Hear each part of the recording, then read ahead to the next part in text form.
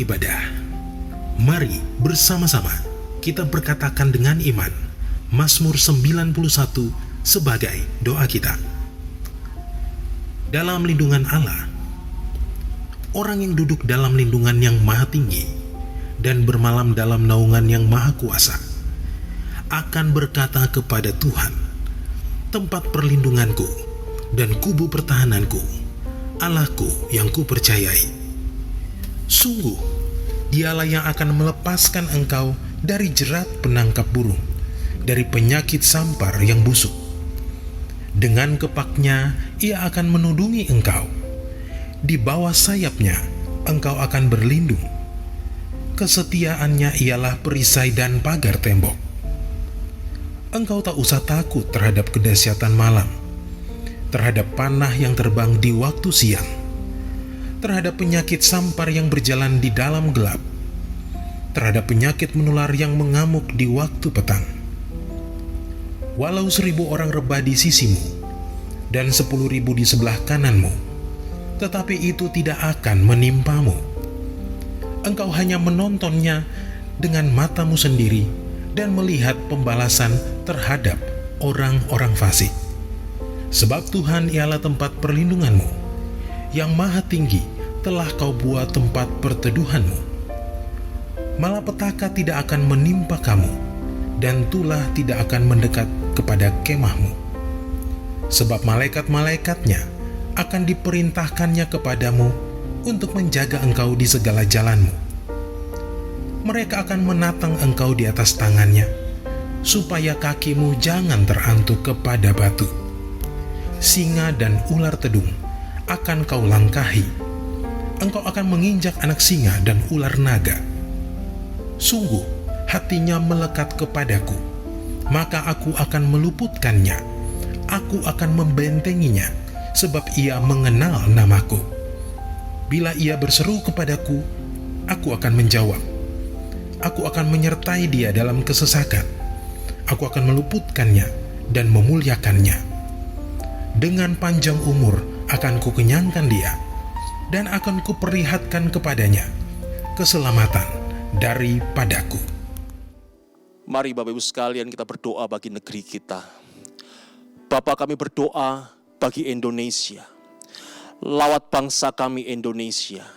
Kami percayakan janji-Mu yang hari-hari ini sedang digenapi di bangsa kami, bahwa bangsa Indonesia sedang mengalami Pentakosta ketiga.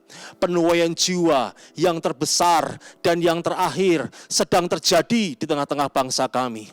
Bapa, kami berdoa, lawat negeri kami, lawat pulau demi pulau, lawat kota demi kota, lawat desa demi desa, bahkan Tuhan, aku berdoa hingga ke pelosok tanah air kami. Engkau melawat negeri ini, Engkau melawat bangsa kami. Pertobatan terjadi, pertobatan terjadi, pertobatan terjadi di dalam nama Tuhan kami Yesus Kristus. Tuhan, kami berdoa, kalau hari ini janji-Mu atas kami bahwa generasi Yeremia sedang Engkau pakai dengan luar biasa. Tuhan, genapkan atas anak-anak muda, genapkan atas generasi Yeremia ini Tuhan. Pakai mereka dengan luar biasa, dengan cara yang ajaib, dengan cara yang tidak dapat kami pikirkan sebelumnya Tuhan. Pakai mereka Tuhan untuk boleh memenangkan banyak orang, banyak jiwa bagi kemuliaan nama Tuhan. Pakai mereka dalam penuaian terbesar dan yang terakhir ini, di dalam nama Tuhan kami Yesus Kristus. Bapa, kami juga berdoa untuk negeri kami yang sedang ada dalam pandemi COVID-19. Tuhan, kami minta di hadapan Tuhan. Tuhan, kami minta di hadapan-Mu Tuhan. Sembuhkan bangsa kami, sembuhkan bangsa kami di dalam nama Tuhan kami Yesus Kristus. Kami mohonkan di hadapan Tuhan untuk pemerintahan kami, Presiden Jokowi dan seluruh aparatur pemerintahan yang ada. Berikan hikmat, berikan kemampuan untuk mereka boleh memberikan kebijakan bagi bangsa kami Tuhan, sehingga bangsa kami boleh keluar dari pandemi ini Tuhan. Dan terlebih kami mohon kuasa-Mu yang luar biasa bekerja, dinyatakan di tengah-tengah negeri kami untuk menyembuhkan bangsa kami di dalam nama Tuhan kami Yesus Kristus. Mari Tuhan, kami mohonkan kuasa-Mu dinyatakan, kami mohonkan kuasa kuasa-Mu dinyatakan bagi Indonesia. Di dalam nama Tuhan kami Yesus Kristus, kami mau perkatakan di dalam nama Tuhan Yesus Kristus, COVID-19, Engkau diam dan tenanglah di dalam nama Tuhan Yesus Kristus. Kami percaya kuasa-Mu dahsyat, kami percaya kuasa-Mu luar biasa, sanggup memulihkan negeri ini, sanggup memulihkan bangsa kami. Kami bawa bangsa ini dalam tangan Tuhan kami Yesus Kristus. Di dalam nama Tuhan Yesus Kristus kami berdoa. Haleluya. Amin. Puji Tuhan. Shalom Bapak Ibu Saudara. Shalom. Bisakah saya mengajak Bapak Ibu yang berada di rumah-rumah atau berada di mana saja pagi hari ini, mari berikan senyum yang terbaik. Boleh bangkit sama-sama berdiri, kita naikkan rasa syukur, kita katakan bahwa Allah adalah sumber kekuatan bagi kita. Haleluya. Allah sumber kuatku, Allah sumber kuatku, Allah sumber kuatku dan bagianku selamanya. Allah sumber kuatku, Allah sumber kuatku, Allah sumber kuatku dan bagianku selamanya, selamanya. Beri kemuliaan bagi Allah kita. Katakan haleluya, sorakan haleluya. Hanya Kau milikku di surga, tiada yang ku ingini di bumi, hanya Kau. Yang kami andalkan hanya Engkau Tuhan. Tak ku andalkan kekuatanku, namun yang pasti Kau tetap selamanya.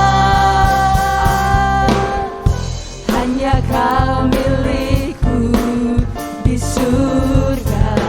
Tiada yang kami ingini di bumi Tuhan selain Engkau. Tiada yang ku ingini di bumi, hanya Kau. Aku andalkan kekuatanku, namun yang pasti Kau tetap selamanya. Katakan Allah sumber kuatku, Allah sumber kuatku, Allah sumber kuatku dan bagianku selamanya. Allah sumber kuatku, Engkau sumber kekuatan kami Tuhan. Kuatku, Allah sumber kuatku dan bagianku selamanya.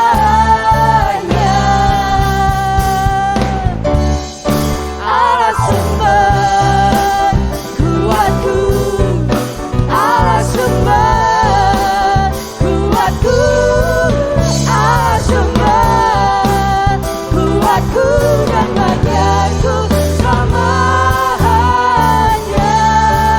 Allah sumber kuatku, Allah sumber kuatku, Allah sumber kuatku dan bagianku selamanya. Allah sumber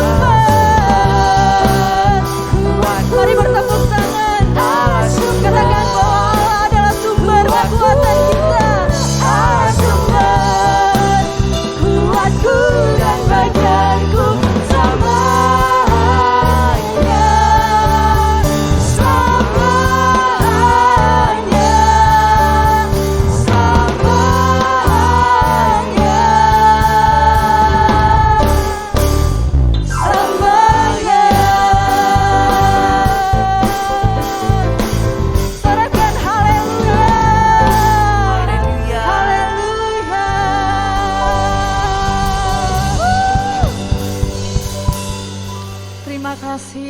Yesus, terima kasih Tuhan.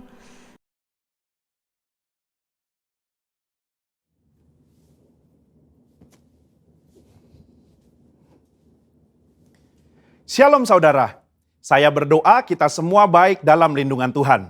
Saat ini kita sedang berada di era postmodernism, di mana salah satu cirinya ialah pendapat pribadi dianggap sebagai hal yang harus diperhatikan dan didengar, sehingga hal tersebut mendapat tempat prioritas dalam kehidupan seseorang. Apa yang dahulu dipercaya dan diajar sebagai sebuah kebenaran, kini dikritisi dan dipertanyakan. Akibatnya, kebenaran atau fakta menjadi sebuah hal yang relatif, dan orang akan cenderung mengutamakan dan mempercayai apa yang dia ingin percayai menurut perasaan dan keinginan hatinya. Begitu pula jika kita membahas mengenai persoalan gender dan LGBTQ. Hal-hal mengenai moralitas dan seksualitas yang sudah dipegang dan dipahami sejak lama, kini dipertanyakan dan diabaikan serta dianggap sebagai sesuatu yang salah dan tidak relevan. Tentu saja pandangan yang menyatakan bahwa setiap orang benar dan bebas melakukan apa yang ia inginkan menurut keinginan dan perasaannya adalah tidak benar. Nah, Voice of Pentecost hari ini adalah seri pertama dari seri Gender Identity Challenge dan LGBTQ. Gender identity adalah identitas jenis kelamin di mana seseorang dapat mengerti dan meyakini jenis kelaminnya berdasarkan organ seksualnya, dan menjalani kehidupannya sebagai seorang individu berdasarkan organ seksual bawaan lahir yang telah Tuhan anugerahkan. Jika sejak awal penentuan gender identity-nya sudah benar, maka jika terjadi preferensi seksual yang menyimpang seperti LGBTQ dapat ditangani. Namun jika penentuan gender identity-nya sudah salah, maka preferensi seksualnya pun pasti akan jadi salah. Pandangan yang beredar saat ini ialah bahwa seseorang bisa dan berhak untuk menentukan gender identity-nya sendiri. Bukan berdasarkan organ reproduksi seksualnya, namun berdasarkan perasaan dan keinginan sendiri. Jadi bisa saja seorang pria yang secara biologis adalah laki-laki, namun karena ia merasa dan menyatakan dirinya sebagai wanita, maka ia dipanggil perempuan dan menggunakan fasilitas umum yang digunakan oleh wanita. Bahkan memiliki ketertarikan dan hasrat seksual terhadap seorang pria. Begitu pula sebaliknya. Pandangan ini telah diterima luas dan dilindungi di berbagai negara. Sehingga segala sesuatu yang berhubungan dengan seksualitas, gender identity, dan penyimpangan preferensi seksual termasuk LGBTQ harus diterima dan bukan merupakan sebuah kelainan. Namun bagaimana menurut Alkitab? Alkitab memandang LGBTQ merupakan penyimpangan seksual yang adalah dosa di mata Tuhan. Kejadian 1 dan 2 menunjukkan bahwa Tuhan menciptakan gender identity laki-laki dan perempuan berdasarkan organ reproduksi seksualnya, bukan lewat feeling dan keinginan manusia. Kata laki-laki dan perempuan di Kejadian 1 ayat 26 sampai 28 merujuk kepada organ seksual yang mereka miliki secara biologis. Penciptaan dan penentuan ini adalah karya Allah yang luar biasa, sebab Ia ingin manusia dapat menghasilkan keturunan lewat organ reproduksi laki-laki dan perempuan. Jadi, jika seorang pria yang secara biologis adalah laki-laki, maka Tuhan ingin agar ia dapat menggunakan organ reproduksi seksualnya untuk menghasilkan keturunan lewat organ reproduksi wanita, itu pun hanya dalam pernikahan. Nah, masalah mulai timbul ketika manusia jatuh dalam dosa. Dosa membuat manusia membawa pikiran, keinginan, dan tindakannya yang terbelenggu oleh dosa, sehingga terjadilah gender identity challenge dan penyimpangan seksual. Orang yang menyimpang ketertarikan dan hasrat seksualnya tidak akan dapat beranak cucu karena kesamaan organ reproduksi mereka. Padahal Allah tidak pernah salah dalam menciptakan manusia. Allah tidak menjadikan manusia mengalami krisis identitas seksual ataupun ketertarikan dan hasrat seksual yang menyimpang. Sebuah penelitian menunjukkan bahwa krisis gender identity dan preferensi seksual justru dipengaruhi oleh 4 faktor. Yang pertama biologi, 2 pengalaman masa kecil, 3 pengaruh lingkungan atau pergaulan, 4 pengalaman saat dewasa. Keempat faktor ini juga bisa kita lihat dalam peristiwa Nuh dan anaknya Ham. Ham melihat aurat ayahnya, entah dia mengejek atau nafsu, perbuatan itu salah secara moral di mata Tuhan. Akibatnya, Nuh mengutuk Ham dan keturunannya. Hal ini menunjukkan adanya keberlanjutan penyimpangan dari Ham kepada keturunannya, yaitu Kanaan. Selanjutnya kita melihat bahwa Kanaan dan orang-orang yang mendiami tanah Kanaan memiliki penyimpangan seksual juga. Apa yang terjadi di Sodom dan Gomora di tanah Kanaan dalam Kejadian 19 menunjukkan penyimpangan seksual yang parah dan bahkan sudah mempengaruhi Lot dan kedua anak perempuannya. Lot menganggap hal wajar untuk memberikan kedua anak perempuannya untuk dipergunakan secara seksual oleh kerumunan massa. Dan kelak di dalam pelarian mereka, kedua anak perempuannya pun menganggap normal untuk memiliki anak dari ayah mereka sendiri. Yang akhirnya menghasilkan bangsa Moab dan Amon yang juga akan dihukum Tuhan karena kejahatan yang bangsa ini lakukan. Kesimpulannya, gender identity merupakan hal yang penting dalam diri seseorang. Di mana gender identity tidak ditentukan lewat perasaan dan keinginan hati, melainkan lewat organ reproduksi seksual yang telah Tuhan berikan saat seseorang dilahirkan. Tidak ada orang yang lahir dengan keadaan atau hasrat seksual menyimpang seperti LGBTQ. Seolah-olah Tuhan telah membuatnya demikian. Tuhan tidak pernah salah di dalam menciptakan manusia. Justru dosalah yang membuat manusia membawa pikiran, keinginan, dan tindakannya pada keputusan yang salah. Maka dari itu, diperlukan kemampuan dan keputusan yang tegas dalam memahami dan meyakini gender identity seseorang sedari awal kehidupannya. Sehingga di kemudian hari, ia tidak masuk dalam penyimpangan seksual seperti LGBTQ. Saudara, untuk penjelasan lengkapnya dari tim teologi kami, silakan klik link yang ada di atas atau scan QR Code yang tersedia. Salam integritas, Tuhan Yesus memberkati.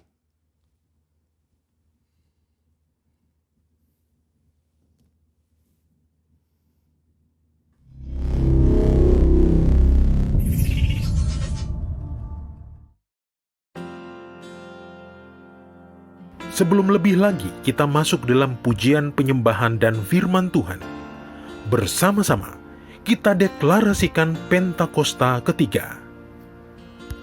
Pentakosta ketiga adalah pencurahan Roh Kudus yang dahsyat di zaman ini, melebihi yang terjadi di Azusa Street. Pentakosta ketiga akan mengakibatkan penuaian jiwa yang terbesar dan yang terakhir sebelum Tuhan Yesus datang kembali. Pentakosta ketiga akan membangkitkan generasi Yeremia, yaitu anak-anak muda yang dipenuhi Roh Kudus, cinta mati-matian kepada Tuhan Yesus, tidak kompromi terhadap dosa, dan akan bergerak untuk memenangkan jiwa. Pentakosta ketiga lahir di Indonesia dan bergerak ke bangsa-bangsa. Gerakan ini dari timur ke barat dan akan kembali ke Yerusalem. Pentakosta ketiga akan memberikan kuasa untuk menyelesaikan amanat agung, dan setelah itu Tuhan Yesus datang kembali. Kau Bapa yang mengasihiku, kuasa-Mu memulihkanku, hati yang baru Kau berikan untukku dapat melihat rencana-Mu indah bagiku. Kau ada di setiap jalanku, hatiku haus dan lapar akan Engkau.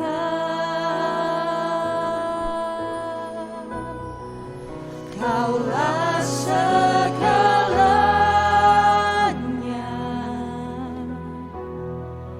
di dalam hidupku. Kerajaan-Mu, kebenaran-Mu, itu bagianku.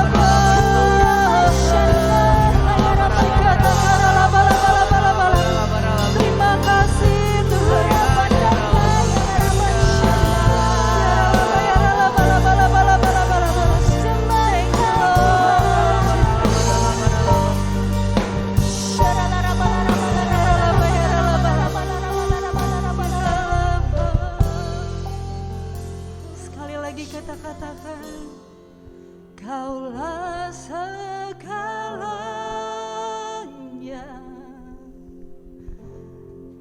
di dalam hidupku.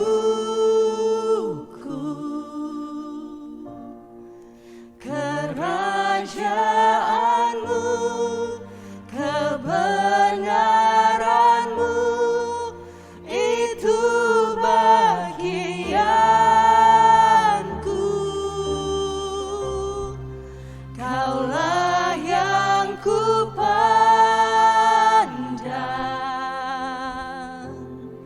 selama hidupku. Mengasihimu, memuliakanmu, Bapa dan Rajaku.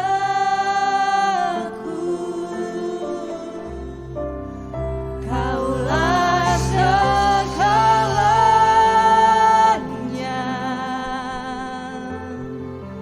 di dalam hidupku. Kerajaanmu, kebenaranmu, itu bagianku. Kaulah yang kupandang.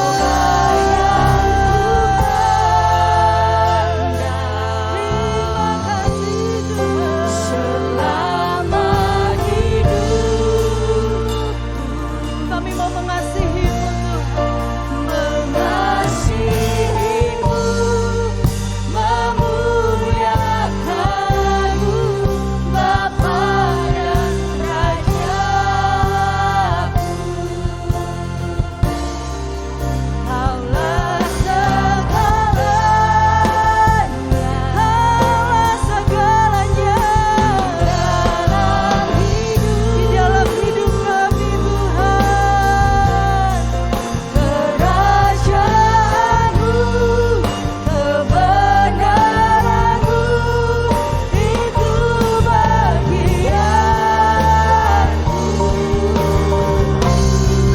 Kaulah yang kupandang selama hidupku. Mengasihi-Mu, memuliakan-Mu, Bapa dan Rajaku.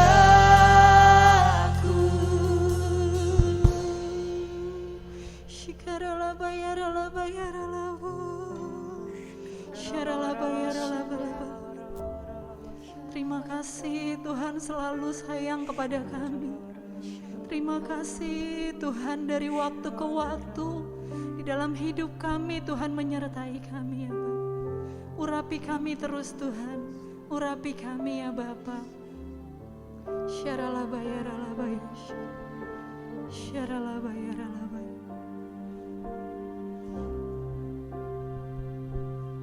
Bless the Lord, oh my soul. Oh, my soul, worship His holy name. Sing like never before. Oh, my soul,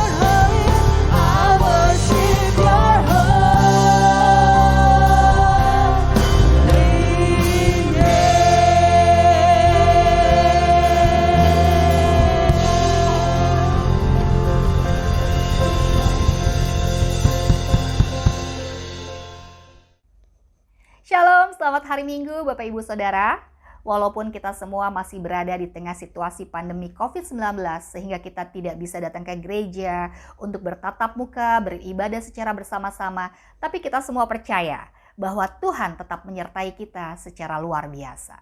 Hari ini saya diberi kesempatan yang sungguh spesial untuk sharing kebenaran firman Tuhan yang saya kasih judul Melahirkan Generasi.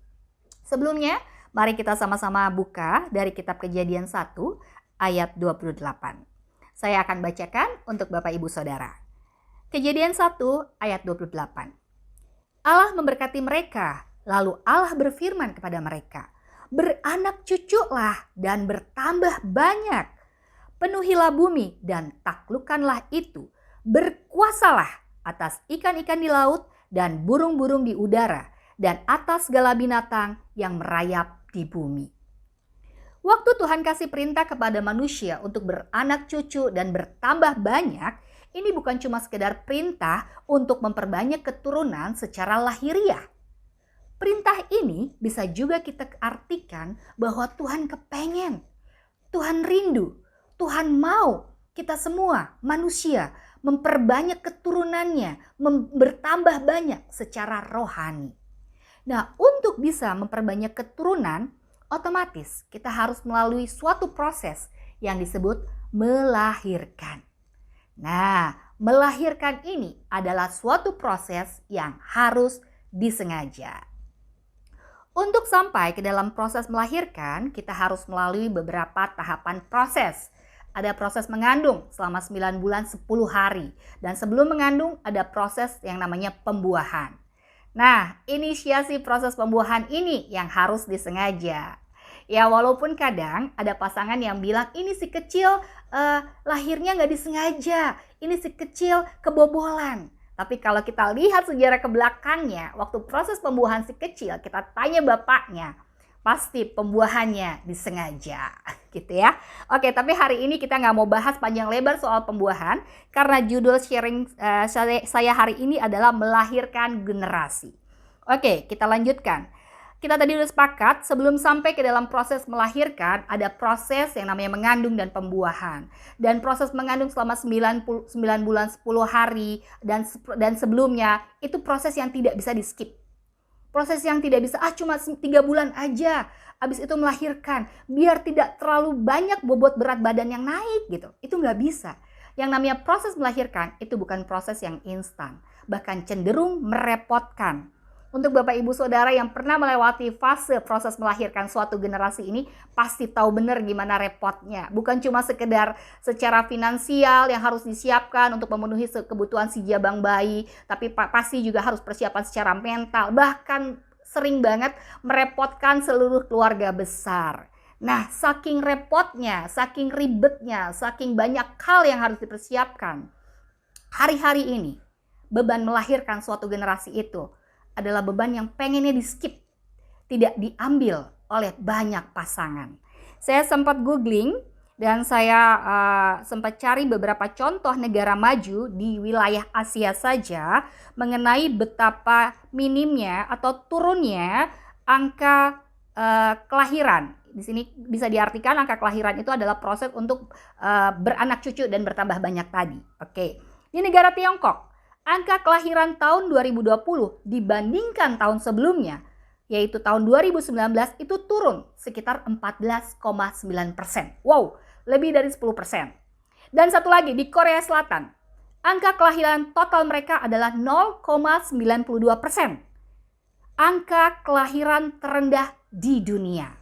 Dan bahkan di tahun 2020-nya turun lagi sekitar 10%. Nah, bahkan angka kematian di negara Korea Selatan ini lebih tinggi dibandingkan angka kelahirannya. Di Jepang, pemerintahannya itu bahkan memberikan insentif kepada pasangan yang mau melahirkan bayi. Jadi pemerintah Jepang itu memberikan insentif sebesar, kalau dirupiahkan, sebesar 13,3 juta kepada setiap bayi yang dilahirkan. Bapak, Ibu, Saudara, kalau beban melahirkan generasi secara biologis untuk meneruskan nama keluarga, usaha atau bisnis keluarga, atau untuk meneruskan tradisi kebiasaan turun-temurun sudah tidak mau diambil. Bagaimana dengan melahirkan generasi secara rohani?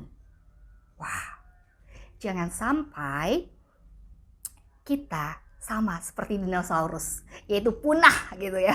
Jadi kita suatu hari nanti kalau kita tidak mau ambil beban ini, kita akan ada di suatu museum yang sejajar sama dinosaurus gitu. Tulang belulang manusia tuh sama uniknya sama tulang belulang dinosaurus. Wow, ternyata dulu pernah ada spesies yang namanya manusia gitu kan. Gak seru banget gitu kan. Dan bahkan kalau secara rohani, jangan sampai kita cuma dengar sejarahnya doang. Bahwa ada suatu angkatan zaman dulu beberapa tahun yang lalu, suatu angkatan yang sungguh-sungguh cinta sama Tuhan, hidup kudus, mau bayar harga untuk mengerang buat generasinya, mengerang buat kotanya dan bahkan bangsanya. Tapi setelah mereka menua, mereka menjadi tua, dan akhirnya mereka mati, selesai sudah. Tidak ada penerusnya, tidak ada yang melanjutkan lagi perjuangan mereka. Bukankah kita semua tidak mau mendengarkan hal ini? Bukankah kita semua selalu menjauhi hal-hal yang proses yang sampai ke area ini? Nah, siapakah yang harusnya punya beban untuk melahirkan suatu generasi? Oh, kalau melahirkan suatu generasi secara rohani itu mah beban gereja, pengerjanya, gembalanya, bahkan yang lebih sadis lagi. Oh, melahirkan generasi udah kasih ke anak-anak muda. Biar mereka yang bergerak untuk melahirkan generasi. Wow, bukan, gak banget itu statement-statement kayak gitu. Beban melahirkan suatu generasi adalah beban yang harus dimiliki kita semua. Kenapa? Kenapa kita semua harus memiliki beban untuk melahirkan suatu generasi? Karena melahirkan suatu generasi adalah perintah Tuhan itu sendiri. Tadi kita udah sama-sama baca di kitab Kejadian 1 ayat 28. Tuhan bilang agar kita berkuasa atas semua ciptaannya di bumi. Melahirkan adalah salah satu cara untuk kita terhindar dari yang namanya kepunahan. Kita kan gak mau gara-gara kita tidak ambil beban itu, maka kerinduan Tuhan, agendanya Tuhan, agar kita bisa berkuasa di muka bumi ini tidak tergenapi. Bagaimana caranya untuk berkuasa di muka bumi ini? Spesies manusia, makhluk hidup yang judulnya manusia, populasinya harus lebih banyak daripada makhluk-makhluk yang lainnya. Harus lebih banyak pastinya daripada ikan-ikan, harus lebih banyak pastinya daripada burung-burung. Nah, gimana caranya? Gimana caranya agar hal itu bisa terjadi? Bagaimana caranya biar kita bisa melahirkan suatu generasi? Caranya adalah cuma Tuhan yang bisa kasih kita kemampuan untuk melahirkan suatu generasi lewat pribadinya yang bernama Roh Kudus. Melahirkan suatu generasi baik secara lahiriah maupun secara rohani, manusia itu gak punya kuasanya. Semuanya bergantung sama Tuhan, atas kehendak Tuhan. Kalau keturunan secara lahiriah, manusia itu gak mungkin bisa beli nafas. Nafasnya Tuhan yang dihembuskan ke dalam rahim seorang ibu terus tiba-tiba ada janin gitu, dia terus mengandung, gak bisa, gak ada ceritanya. Itu semua benar-benar butuh favornya Tuhan, butuh kasih karunia Tuhan agar kita bisa mampu melahirkan suatu generasi. Kalau kita ingat kisah Abraham dan Sarah, kemudian ada juga yang pasangan yang sudah cukup tua dan rindu memiliki keturunan seperti Elizabeth dan Zakaria, bahkan Elkana dan Hana. Mereka itu kan semua pasangan-pasangan yang kesulitan untuk mempunyai anak. Tapi catat, karena ini agendanya Tuhan, karena ini kerinduannya Tuhan, karena ini maunya Tuhan, Tuhan lakukan sesuatu. Tuhan pastikan apa yang jadi agendanya agar manusia bisa berkuasa, bertambah banyak, beranak cucu terjadi. Bahkan ketika Tuhan turun ke dunia, menjelma menjadi manusia, mati, dikuburkan, dan bangkit. Itu adalah cara Tuhan melahirkan suatu generasi. Generasi yang dikuduskan, generasi yang mengalami kelahiran baru. Kalau di Perjanjian Lama, Adam itu adalah nenek moyang semua manusia, semua generasi secara daging, tubuh jasmani. Itu nenek moyang kita adalah Adam. Dan Yesus di Perjanjian Baru tercatat, Yesus adalah nenek moyang kita yang melahirkan generasi secara roh. Bahkan tercatat di Yohanes 3 ayat 5-7 dibilang gini, jawab Yesus, "Aku berkata kepadamu, sesungguhnya jika seorang tidak dilahirkan dari air dan roh, ia tidak dapat masuk ke dalam kerajaan Allah. Apa yang dilahirkan dari daging adalah daging, dan apa yang dilahirkan dari roh adalah roh. Janganlah engkau heran, karena aku berkata kepadamu, kamu harus dilahirkan kembali." Melahirkan suatu generasi adalah kerinduannya Tuhan, maunya Tuhan, keinginannya Tuhan. Tapi Tuhan mau bukan sembarangan generasi. Bukan generasi yang kaleng-kalengan, bukan generasi yang asal lahir. Tuhan perlu suatu generasi yang bisa dipercaya untuk berkuasa di atas bumi ini.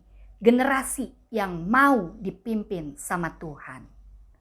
Generasi seperti apa yang jadi maunya Tuhan? Gembala sidang kita sering banget pakai ayat ini. Kita sama-sama buka ya di kitab Mazmur pasal 24 ayat 3-4. Siapakah yang boleh naik ke gunung Tuhan? Siapakah yang boleh berdiri di tempatnya yang kudus? Orang yang bersih tangannya dan murni hatinya, yang tidak menyerahkan dirinya kepada penipuan ya, dan yang tidak bersumpah palsu. Tuhan mau generasi yang kudus. Tuhan mau generasi yang bersih tangannya, murni hatinya, dan tidak menyerahkan pikirannya kepada penipuan. Sebagai seorang yang dikasih beban untuk melahirkan suatu generasi, pasti dia akan jaga hidupnya. Karena ketika ketika ada pohon terus ada buahnya itu gini, buah itu jatuhnya tidak jauh dari pohonnya. Artinya apa? Kalau satu angkatan generasi itu dilahirkan dari generasi yang cacat, kecenderungan generasi itu akan membawa gen cacat juga. Jadi melahirkan suatu generasi yang kudus itu harus dimulai dari mana? Dimulai dari kita sebagai orang yang dikasih beban untuk melahirkan generasi yang kudus. Kitanya dulu yang harus kudus. Kitanya dulu yang harus bersih tangannya dan murni hatinya. Oke, seorang ibu yang sedang hamil nih, saya kasih contoh ya. Untuk lebih mempermudah saya kasih ilustrasi.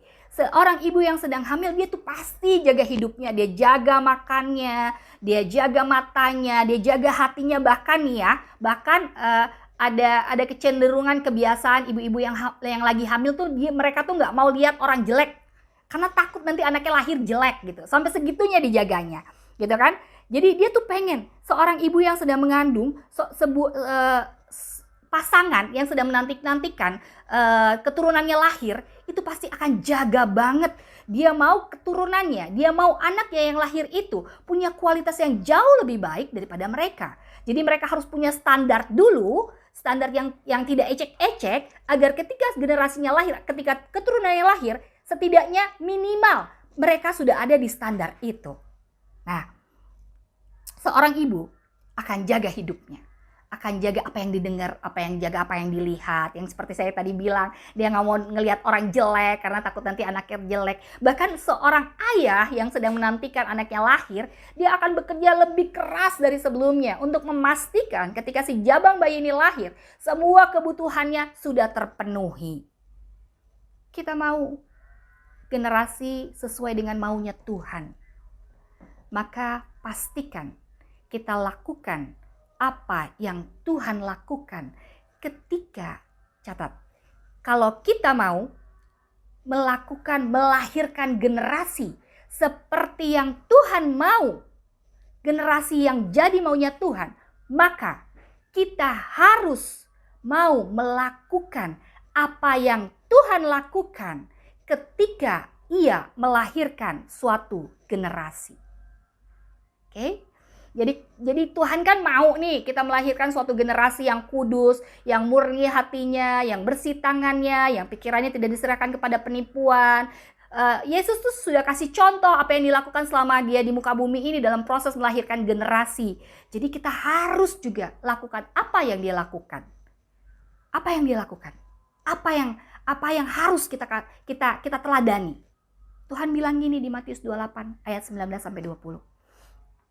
Karena itu, pergilah, jadikanlah semua bangsa muridku, dan baptislah mereka dalam nama Bapa dan Anak dan Roh Kudus. Dan ajarlah mereka melakukan segala sesuatu yang telah kuperintahkan kepadamu.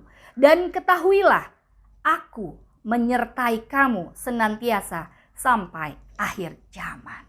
Wow, jadi selama ini Tuhan udah kasih unjuk kita. Gimana Tuhan caranya aku bisa melahirkan generasi sesuai dengan apa yang Engkau mau? Ada di Matius 28. Dibilang, muridkanlah, jadikanlah sebuah bangsa muridku. Sama seperti yang Yesus lakukan di muka bumi ini. Dia memuridkan. Memuridkan artinya menjadi teladan, menjadi mentor. Dan baptislah mereka dalam nama Bapa dan Putra dan Roh Kudus. Membaptis artinya membawa orang ke dalam pertobatan. Membawa orang ke dalam yang namanya suatu proses lahir baru. Dipenuhi Roh Kudus. Dan ajarlah mereka melakukan segala sesuatu yang telah kuperintahkan. Mengajar artinya kita harus lebih dulu mengerti dan melakukan apa yang diperintahkannya. Jadi kalau kita sebagai seorang guru kan tugasnya mengajar. Nggak mungkin nggak ngerti bisa ngajarin anak muridnya. Seorang guru matematika, let's say lah tingkat SD kelas 1 harus ngajarin 1 tambah 1 sama dengan 2. 2 tambah 2 sama dengan 4. Dia, gurunya harus lebih dulu ngerti. 1 tambah 1 itu sama dengan 2. Kalau dia nggak ngerti, nggak mungkin dia bisa ngajarin. Mengajar adalah proses di mana kita dulu yang terlebih dahulu mengerti dan melakukan perintah yang Tuhan suruh. Dalam Alkitab tuh banyak banget hal-hal yang ditulis bagaimana cara Tuhan memuridkan para muridnya. Tuhan tuh nggak memilih murid-muridnya itu orang-orang yang orang-orang yang gampang diajar, orang-orang yang cerdas, yang begitu dikasih tahu perumpamaan mereka langsung nangkep, oh begitu mengerti. Enggak, karena Tuhan tidak memilih orang-orang yang pinter, yang cukup pinter. Oh ini orangnya pinter nih, aku mau memilih ini saja gitu. Enggak. Kalau kita perhatikan semua murid-murid Tuhan itu unik-unik gitu. Enggak ada yang istilahnya punya standar yang luar biasa secara dunia. Kenapa Tuhan lakukan itu? Tuhan mengambil inisiatif memuridkan dari nol, dari sesuatu yang gak ada apa-apanya untuk membentuk para murid itu dari awal, yang bukan siapa-siapa menjadi siapa-siapa. Kenapa? Karena itu yang namanya proses melahirkan suatu generasi. Melahirkan suatu generasi itu bukan proses yang bibitnya dalam proses pembuahan tuh kita bisa milih bibitnya. Oh, milih bibit orang pinter biar nanti anaknya pinter gitu. Terus kita rekayasa proses pembuahannya, terus nanti kita baru mengandung. Nggak bisa. Proses melahirkan generasi ini adalah proses yang dilakukan dari nol, dari sesuatu yang belum ada apa-apanya. Waktu si jabang bayi, si keturunan itu, si anak itu dilahirkan, dia nggak langsung bisa baca. Dia bahkan belum bisa jalan. Apa yang kita harus lakukan? Kita harus mulai dari nol. Kita ngajarin dia jalan, ngajarin ngomong mama, papa, ngajarin huruf, baca tulis huruf, baca tulis tulisan gitu. Kita harus ngajarin memulai dari nol. memuridkan, membaptis, dan mengajarkan. Apakah kita bisa lakukan apa yang Tuhan lakukan? Wow, kayaknya makin sulit ya untuk suatu proses yang namanya melahirkan generasi. No, kalau Tuhan sudah suruh manusia untuk memperbanyak keturunan, melahirkan suatu generasi, Dia tahu kita pasti bisa melakukannya. Pasti bisa. Kenapa? Karena Tuhan sendiri yang bilang bahwa kita bisa melakukan lebih daripada apa yang Tuhan kerjakan selama berada di bumi ini. Asalkan nih, tapi ada syaratnya. Asalkan tercatat di Kisah Para Rasul 1 ayat 8. Tetapi kamu akan menerima kuasa kalau Roh Kudus itu turun ke atas kamu, dan kamu akan menjadi saksiku di Yerusalem dan di seluruh Yudea dan Samaria sampai ke ujung-ujung bumi. Melahirkan generasi itu bicara tentang tongkat estafet. Tongkat estafet itu tidak pernah dibawa lari mundur, selalu maju. Tongkat estafet itu tidak pernah berhenti diserahkan. Karena kalau berhenti diserahkan, kita simpen nih tongkat estafet di diri kita aja. Kita nggak mau ambil beban yang namanya melahirkan generasi. Tujuan Tuhan itu tidak pernah tercapai. Tujuan Tuhan itu tidak akan pernah sampai ke garis finish. Seorang pelari yang pegang tongkat estafet, dia harus berlari sekencang mungkin untuk bisa memastikan tongkat estafet ini sampai ke garis finish dengan waktu yang cepat.